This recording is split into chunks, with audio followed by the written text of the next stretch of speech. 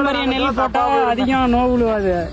இந்த மாதிரி ஹைபிரிட் ரகம் போட்டா நோய் அதிகமா வருது. இது பாரு கோம்பு ஃபுல்லா வெளியே வந்திருக்கும். இதுல பாரு பாதி வராம இருக்கு. இதுதான் நான் கொலைமைன்னு சொல்றேன்.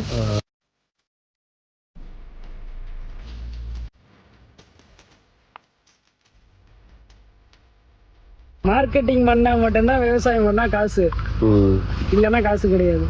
தர்பூசணி போட்டீங்கன்னா காட்டுல எவ்வளவு எடுத்துக்கிறாங்க?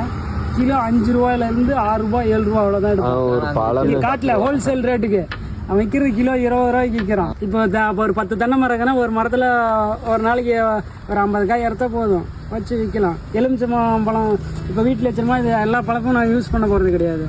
ஒரு 100 பழம் வாரத்தில் ஒரு நாளைக்கு 100 பழம் அதை கொண்டு போய் விற்கிறாங்க. இப்போ வாழை மரத்தை எல்லா பழமும் நான் சாப்பிட போகிறது கிடையாது. அன்னைக்கு வரப்போ அதை மட்டும் கொண்டு போய் விற்கலாம்.